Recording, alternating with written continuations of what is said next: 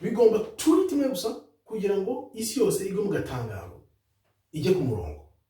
Abantu hirya no hino barashakisha ibitangaza iburyo n'ibumoso, umunsi n'ijoro, ariko ibitangaza biraba ariko ntibabyumva kuko benshi ntabwo basobanukiwe ko ntibari mu bubyutse, barakibereye mu binyoma, ntibazi iyo ibintu biva n'iyo bijya.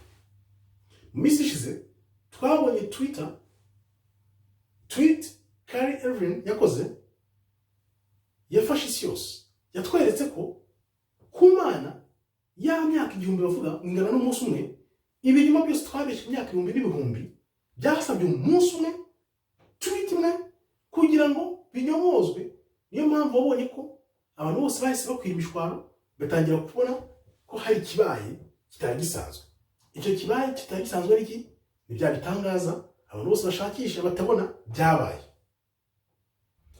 Zineza ko rero iriya film ikimara gusohoka muri 2018 nibwo nayirebye bwa mbere, yari ubuntu icyo gihe 2019 nyireba tuyirishye, ariko ndibaza kuki Rondura wayikoze asaba amafaranga arihisha aho kugira ngo ayerekanire ubuntu, noneho abantu benshi bayirebe bahererekanye ubutumwa buri muri iriya film.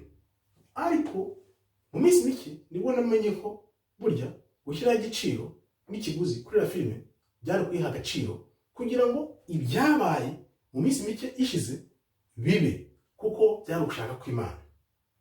Turavuga tuti rero ni irihe somo twavana mu bibaye kuri iriya tweet, kuri iriya film yitwa Hebrews to Negroes?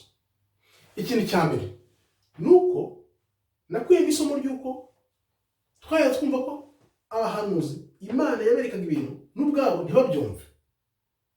Abantu benshi birirwa muri Bibiliya, abenshi birirwa basenga, abantu benshi birirwa bakora ibintu byinshi binyuranye, basingiza Imana, bavuga ngo dukorera Imana kandi turabona Imana. Ariko uriya muhungu washyizeho iya filime aho yaturutse ntawe uhazi, ndibaza ko atirwa muri Bibiliya nk'uko abenshi bayirwamo, ariko arakurikirana. Bisaba gukunda Imana, gukorera Imana. Imana yaguhamagara ukayitaba karame, ikaguha ubutumwa.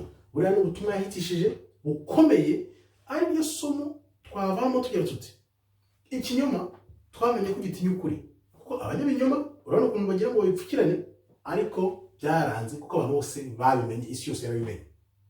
Irindi somo ni irihe rero?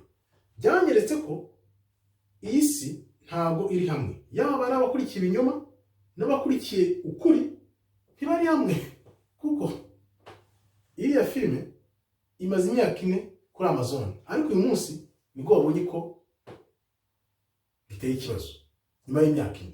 Urabona ko rero isi ntabwo iri hamwe. Isomo rikomeye rero imuvanyemo ni irihe? Nuko byanyeretse ko abantu b'Imana bashobora guhuzwa n'umwuka w'Imana bakaba umwe ibihe byose kugeza ku mpera y'isi, bidasubirwaho na gato, kugeza igihe Imana izigaragariza kuri wa munsi wayo. Ngaho rero murakoze, Imana ikomeze barinde. Shalom, shalom, shalom.